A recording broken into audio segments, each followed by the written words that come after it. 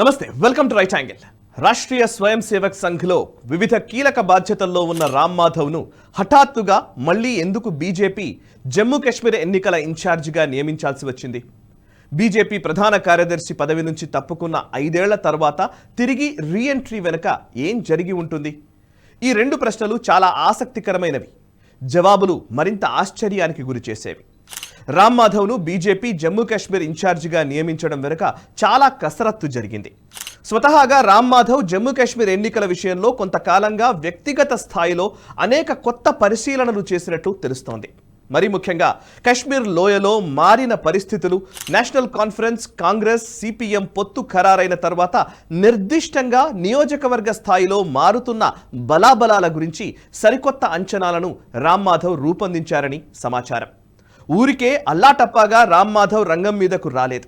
పైకి కాకతాళీయంగా అనిపించినప్పటికీ అంతర్గతంగా ఎవరి ప్రణాళికలు వారికి ఉన్నాయని జరిగిన సంఘటనలు చూస్తే తెలుస్తుంది.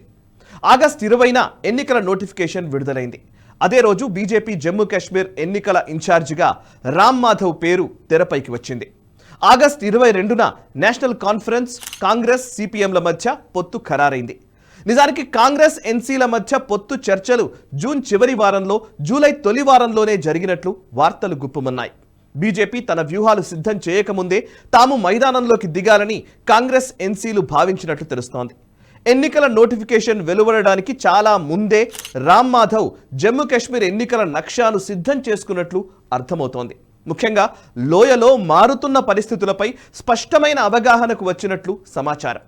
ఎన్నికల పొత్తు ఖరారైతే జమ్మూ కాశ్మీర్ పీసీసీ, ఎన్సీ నేతల మధ్య తలెత్తే విభేదాలు, గ్రౌండ్ లెవెల్లో సిపిఎం ఎదుర్కొంటున్న వ్యతిరేకత, జమాత్ బరిలోకి దిగడం వల్ల మారే ఫలితాలు, చీనాబ్ లోయలో పరిస్థితులు, జమ్మూ బీజేపీలో విభేదాలు, కాంగ్రెస్, ఎన్సీలకు మాజీ మిలిటెంట్ల మద్దతిచ్చే అవకాశాలు వగైరా అంశాలన్నింటిపై కూలంకషంగా అధ్యయనం చేసిన తర్వాత అటు జమ్మూ, ఇటు లోయకు సంబంధించిన నిక్కరమైన, నిర్దిష్టమైన అంచనాలు, వ్యూహాలు రూపొందించినట్టు తెలుస్తోంది. పీడీపీ భవిష్యత్తు డోలాయమానంలో పడడం, నేషనల్ కాన్ఫరెన్స్లో విభేదాలు, కాంగ్రెస్లో అంతర్గత పోరు తదితర అంశాలన్నింటినీ క్షుణ్ణంగా పరిశీలించిన రామ్ మాధవ్ పకడ్బందీ వ్యూహాన్ని రచించారని భోగట్ట. లోయలో కనీసం 5 నుంచి 7 స్థానాలు గెలుచుకునే విధంగా బీజేపీ ప్రణాళికలు రచించింది. ప్రత్యర్థి పార్టీల బలాబలాలను మదింపు వేసింది.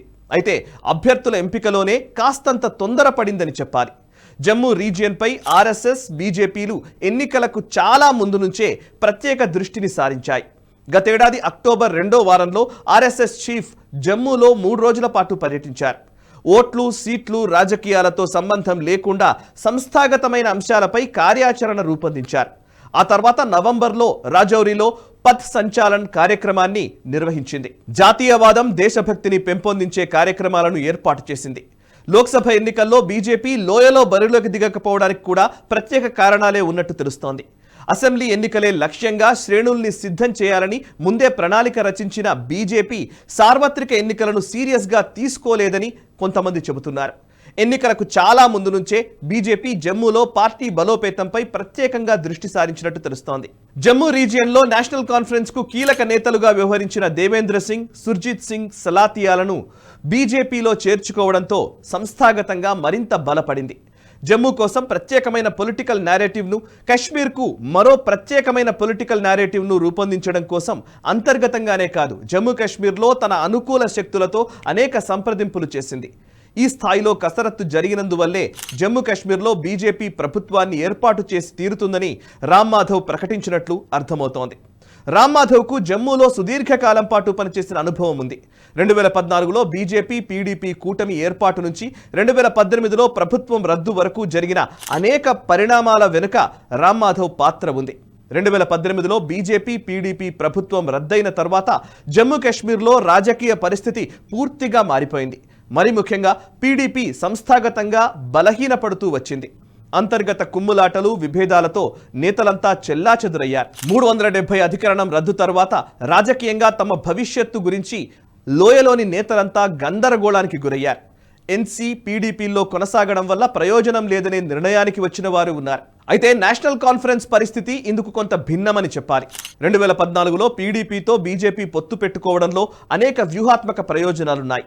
ప్రస్తుతం పీడీపీ ఎదుర్కొంటున్న సంక్షోభానికి బీజేపీ అనుసరించిన వ్యూహం కూడా కారణమని చెప్పాలి. దశాబ్దాలుగా కేంద్రానికి తెలియకుండా ఉండిపోయిన జమ్మూ కాశ్మీర్ ప్రభుత్వ రహస్యాలు తెలుసుకోవడం, పీడీపీతో కలిసి ప్రభుత్వాన్ని ఏర్పాటు చేయడంలో బీజేపీ ఆశించిన తాత్కాలికమైన ప్రయోజనం. రెండోది, బీజేపీతో పీడీపీ పొత్తు పెట్టుకోవడంతో పీడీపీ రెండో శ్రేణి నేతలు ఆ పార్టీకి దూరం కావడం, తత్ఫలితంగా ఆ పార్టీ లోయలో బలహీనపడడం దీర్ఘకాలికమైన ప్రయోజనం. బీజేపీ అనుసరించిన ఈ రెండు వ్యూహాలు విజయవంతమయ్యాయి, అత్యద్భుతమైన ఫలితాలిచ్చాయి. కశ్మీర్ లోయలో పీడీపీ పూర్తిగా బలహీనపడి మనుగడ కోల్పోయే పరిస్థితిని ఎదుర్కొంటోంది. ముజాఫర్ హుస్సేన్ బేగ్, హసీబ్ ద్రాబు లాంటి నేతలు పీడీపీకి దూరమయ్యారు. వీరంతా బీజేపీతో రహస్య ఒప్పందాలు చేసుకోవడం వల్లే పీడీపీని వీడారని ఆ తర్వాత రోజుల్లో మహబూబా ముఫ్తీ ఆరోపించారు కూడా. బీజేపీ పీడీపీ కూటమి ప్రభుత్వం అధికారంలో ఉన్న సమయంలో ఎన్సీలోని కీలక నేతలతో పాటు పీడీపీ నేతలను కూడా బీజేపీ తనకు అనుకూలంగా మలుచుకుంది. వారంతా సాంకేతికంగా పార్టీని వీడకపోయినా రాజకీయ కార్యక్రమాలకు దూరంగా ఉండిపోయారు. మరికొంతమంది అధిష్టానానికి వ్యతిరేకంగా గ్రూపులను పోగు చేశారు. ఈ ప్రతికూల స్థితి పీడీపీ ఎన్సీల సంస్థాగత బలాన్ని దెబ్బతీసింది. ఐజాజ్ అహ్మద్ మీర్ లాంటి నేతలు ప్రత్యర్థి పార్టీలతో చేతులు కలిపి పీడీపీ కింది స్థాయి కార్యకర్తలను తమ వెంట తీసుకెళ్లారు. జమ్మూ కాశ్మీర్ రాజకీయాల్లో ప్రధాన పాత్ర పోషిస్తున్న రెండు పార్టీల్లో ఒక పార్టీ క్రమంగా అంతర్ధానమయ్యే పరిస్థితికి చేరుకోవడం కీలక పరిణామంగా చెప్పాలి. లోయ రాజకీయాల్లోకి చాలా ఆలస్యంగా 1999లో పీడీపీ ఆవిర్భవించినప్పటికీ ఎన్సీ పట్ల ఉన్న వ్యతిరేకతను అనుకూలంగా మలుచుకోవడంలో విజయవంతమైంది. దీంతో ఇతర రాజకీయ పార్టీల ప్రవేశానికి ఆస్కారం లేకుండా పోయింది. ఈ స్థితిని రద్దు చేయడానికి బీజేపీ 2014లో అనుసరించిన పొత్తు వ్యూహం సంపూర్ణంగా పనికి వచ్చిందని చెప్పాలి. బీజేపీతో నిమిత్తం లేకుండా జరిగిన ఇతరేతర పరిణామాలు కూడా కశ్మీర్లోని రాజకీయ పార్టీలను బలహీనపరిచాయి. ముఖ్యంగా దక్షిణ కశ్మీర్లోని కుల్గాం ప్రాంతం సిపిఎంకు పట్టున్న ప్రాంతం. 2014లో సిపిఎం తరపున బరిలోకి దిగిన మహమ్మద్ యూసఫ్ తరిగమి విజయం సాధించారు. ప్రస్తుతం జరుగుతున్న ఎన్నికల్లో కాంగ్రెస్, ఎన్సీ, సిపిఎం కూటమి తరపున తరిగమి మరోసారి పోటీ చేస్తున్నారు. అయితే ఈసారి నిషేధిత జమాతే ఇస్లామీ నుంచి తీవ్ర పోటీ ఎదుర్కొంటున్నారు. జమాత్ నేతలు విస్తృతంగా చేస్తున్న బీజేపీ బనోగి, జమాతీ బనోగి నినాదంతో కూటమి నేతలకు గుబులు పట్టుకుంది. కుల్గాం స్థానంలో పీడీపీ, అప్నీ పార్టీలు కూడా తమ అభ్యర్థులను బరిలోకి దింపాయి. దీంతో కాంగ్రెస్, ఎన్సీ కూటమి అభ్యర్థి గెలుపు సునాయాసం కాదని తేలిపోయింది. కశ్మీరీ పండిట్ల విషయంలో బీజేపీ అనుసరిస్తున్న వ్యూహం కూడా సత్ఫలితాలనిచ్చే సూచనలు స్పష్టంగా కనిపిస్తున్నాయి. లోయలో సుమారు 14 మంది కశ్మీరీ పండిట్ అభ్యర్థులు వివిధ పార్టీల నుంచి బరిలో ఉన్నారు. వీరిలో బీజేపీ అభ్యర్థులతో పాటు ఇతర పార్టీల తరపున పోటీ చేస్తున్న వారు కూడా ఉన్నారు. లోక్ జనశక్తి పార్టీ తరపున పోటీ చేస్తున్న సంజయ్ సరాఫ్ లాంటి లైక్ మైండెడ్ అభ్యర్థులకు బీజేపీ మద్దతునిస్తోంది. లోయలోని మొత్తం 47 స్థానాల్లో కేవలం 24 సెగ్మెంట్లలో మాత్రం బీజేపీ తన అభ్యర్థులను రంగంలోకి దింపింది. మిగతా స్థానాల్లో మిత్రపక్షాలకు మద్దతు ప్రకటించింది. లోయలో వివిధ పార్టీల తరపున పోటీ చేస్తున్న అభ్యర్థుల్లో చాలా మంది బీజేపీతో సన్నిహిత సంబంధాలు నెరుపుతున్నారనే వదంతులు కూడా ఉన్నాయి. వీరిలో చాలా మంది అభ్యర్థులు పీడీపీ, ఎన్సీ అభ్యర్థులు కూడా ఉండొచ్చనే వార్తలు లోయ రాజకీయాల్లో కలకలం సృష్టిస్తున్నాయి. కేవలం పీడీపీ మాత్రమే కాదు, నేషనల్ కాన్ఫరెన్స్ కూడా క్రమంగా బలహీనపడుతోంది. 1996లో ఎన్సీకి 57 స్థానాలు రాగా 2014లో కేవలం 15 స్థానాలతో సరిపెట్టుకుంది. బీజేపీకి 1996లో కేవలం 8 స్థానాలు రాగా 2014లో 25 స్థానాల్లో గెలిచింది. 1996లో బీజేపీకి 12% ఓట్లు రాగా 2014లో 23% ఓట్లను సాధించింది. నేషనల్ కాన్ఫరెన్స్కు సైతం లోయపై పూర్తిగా పట్టు లేదు. గడిచిన 3 ఎన్నికల్లో దాదాపు 17 సెగ్మెంట్లలో ఒక్కసారి కూడా గెలవలేదని తెలుస్తోంది. పీడీపీ కూడా 14 అసెంబ్లీ స్థానాల్లో గడిచిన 3 ఎన్నికల్లో గెలిచిన దాఖలాలు లేవు. రామ్ మాధవ్ మరోసారి కశ్మీర్ రాజకీయ మైదానంలోకి దిగడం వెనుక ఇలా చాలా లెక్కలు కనిపిస్తాయి. ఆగస్టు 23న ఇండియన్ ఎక్స్ప్రెస్ దినపత్రిక comes the moment why Sangh and BJP have turn to Ram Madhav again శీర్షికన ఒక ఆసక్తికరమైన కథనాన్ని ప్రచురించింది. గులాం నబీ ఆజాద్ సహా అనేక మంది కశ్మీరీ రాజకీయ నేతలతో రామ్ మాధవ్కు సన్నిహిత సంబంధాలున్నాయని, రామ్ మాధవ్ ఎంపికలో ప్రధాని నరేంద్ర మోదీ ప్రత్యేకమైన చొరవ చూపారని కూడా ఈ కథనం పేర్కొన్నది. కశ్మీర్ లోయలోని భద్రతాపరమైన అంశాలు సహా రాజకీయ పరిస్థితిపై జాతీయ భద్రతా సలహాదారు అజిత్ దోవల్తో చర్చించిన తర్వాత ప్రధాని నరేంద్ర మోదీ రామ్ మాధవ్ ఎంపికపై తుది నిర్ణయం తీసుకున్నారని ఈ కథనం పేర్కొన్నది. కశ్మీరీ పండిట్ల సంఘాలు మాత్రం ఎన్నికలకు దూరంగా ఉండాలని నిర్ణయం తీసుకోవడం బీజేపీ వ్యూహకర్త రామ్ మాధవ్కు సవాల్గా మారింది.